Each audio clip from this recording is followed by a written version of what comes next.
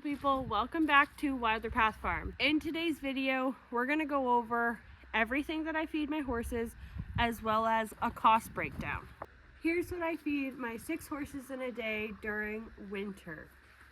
Now each horse is different, they have completely different needs.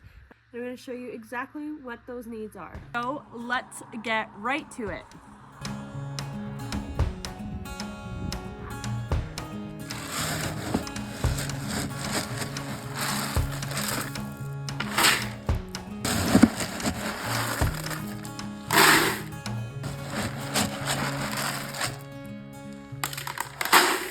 So as you can see, there is a variety of quantity here.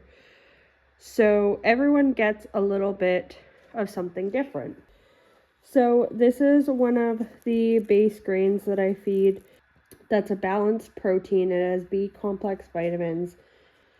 It also has added yeast and some trace minerals in it.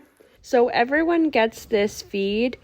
Everyone gets different quantities. Phoenix, Chief, and Beauty get a lot more than the other 3. Next, I have alfalfa pellets.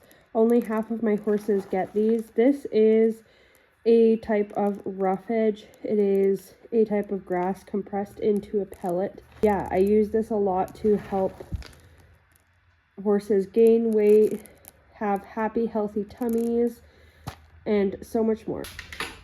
Lastly, for grain-wise, I have these beet pulp pellets. Beet pulp is a type of roughage as well. Beet pulp pellets must be soaked before you ever feed them to their horses because they do expand quite a bit and draw out quite a bit of water. I do really like beet pulp for the sake of helping my horses gain weight and keeping them fat, happy, and healthy.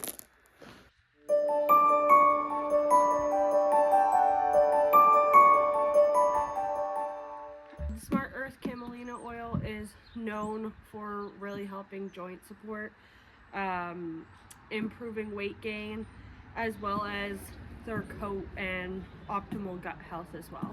I feed the vitamin E and selenium because I do live in Ontario, Canada. We are super low in selenium and vitamin E in the ground, so that means that they're not getting it through their forage with grazing and hay. So that means that I do need to supplement it to my horses. The electrolyte is more just a preventative measure. I do supply salt licks inside their paddocks so they have access to salt at all times, but the electrolyte really gets them to take a good drink, especially with the weather change like this. Horses are more prone to colic at the big temperature changes. That being said, the best way to prevent colic is to ensure that your horses are continuing to eat and drink water. So, Phoenix gets a little bit, Beauty gets quite a bit, and so does Chief. So I just get this one from my local tack shop. Everyone gets this one just because this is all for their vitamins to have optimal health. I also have this. This is a Power Cruncher apple electrolyte. It is flavored apple and it smells super sweet. Wish the camera had smell vision right now because you would smell that this nice white salty supplement tastes really good for horses. I only add this when there is a big temperature swing or I notice that the horses aren't drinking enough. So we have just had another temperature swing. So it just warmed up a bit. So we're just gonna give everyone a little bit of electrolyte just to make sure that they're all drinking and that their bellies stay happy. Now, because these are all pellets, and especially the beet pulp and the alfalfa pellets are compacted pellet, which means that the horse can choke or have a very upset belly due to this pellet if you don't soak it. These pellets are really good as soaked. Now there is always going to be the person that says, oh, I fed this my whole life unsoaked. Good for you. I don't do it that way. And a little water never hurt no one.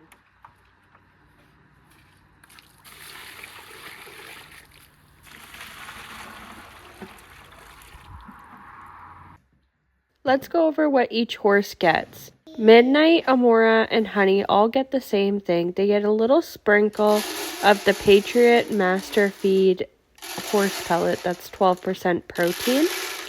They also get their vitamin E and selenium supplement. Beauty, Phoenix, and Chief are all harder keepers compared to the other three. So they get 1 scoop of the Patriot Master Feed pellet and also half a scoop of alfalfa pellet. They get 2 to 3 scoops of soaked beet pulp added to this. They also get their vitamin E and selenium supplement as well as an electrolyte when needed and their Smart Earth camelina oil. Now I'll make sure to show you all of this once all of the water has been absorbed into the grain. This is what it looks like when it's absorbed the water. So there's no more hard pieces, it's just kind of mush, especially the horse pellets. See, this one actually needs a bit more water.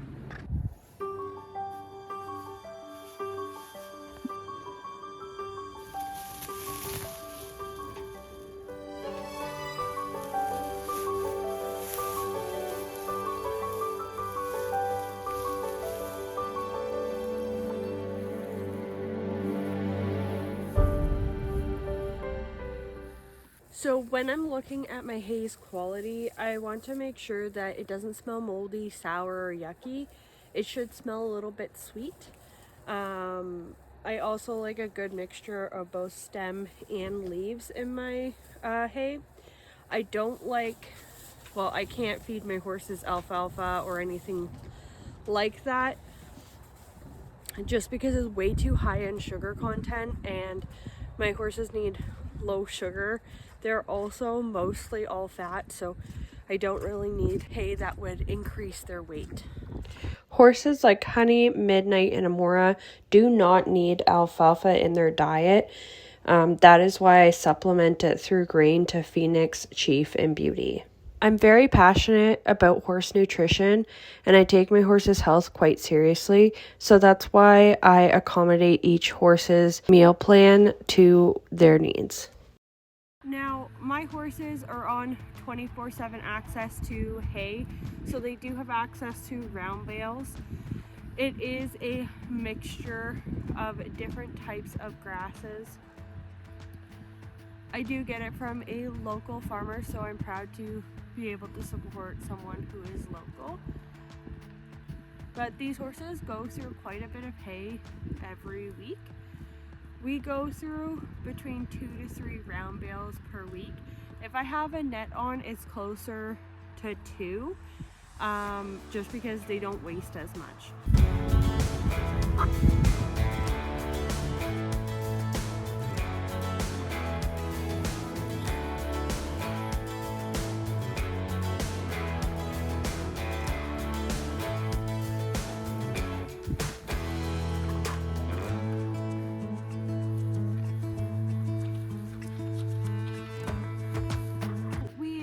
Typically feed twice a day, but I do come down around 10-11 a.m. to just check on them and make sure that they're okay.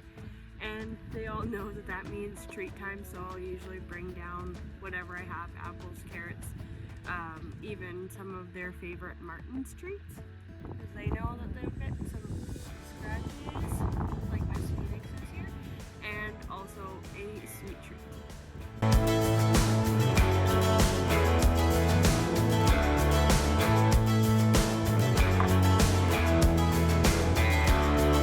All horses' needs are very different. Some horses need more food than others.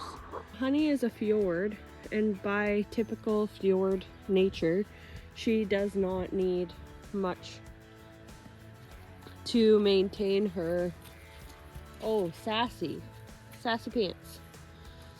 She doesn't need much to maintain her weight. Everyone gets something a little bit different here, from supplements to grains, but the basis of all horses' diets is hay.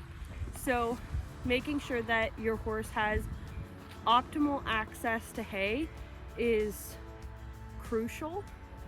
It's one of the reasons why we don't only put out one round bale, because some of the horses wouldn't have access to the round bale at all times, because if the boss of the herd is blocking that round bale, I just don't want anyone to miss out on eating their forage, especially for the horses that are a little bit more harder keepers. Good boy.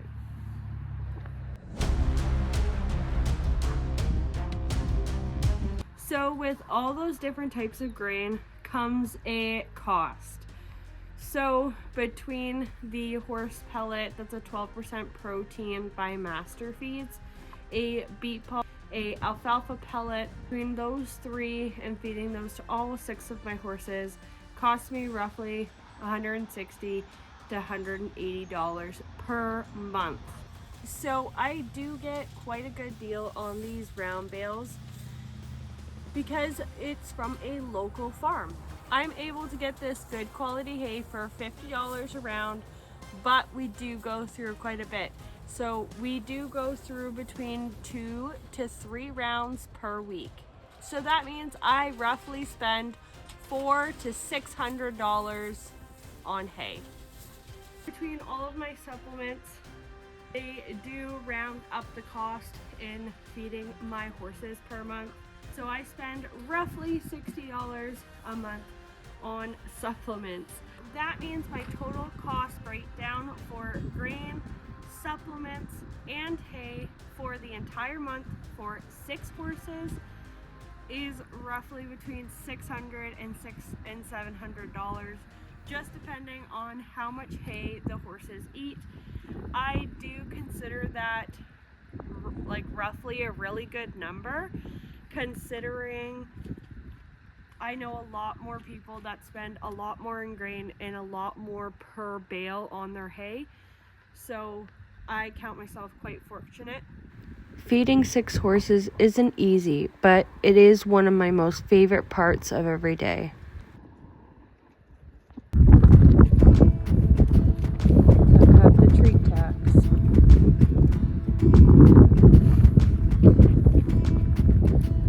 We also probably go through a bag, 2 bags of these treats per month. So I guess that's another $30. But it's all for the happy ponies. So guys, that is it for this video. Thank you so much for watching. If you guys enjoyed, please make sure you like and comment down below.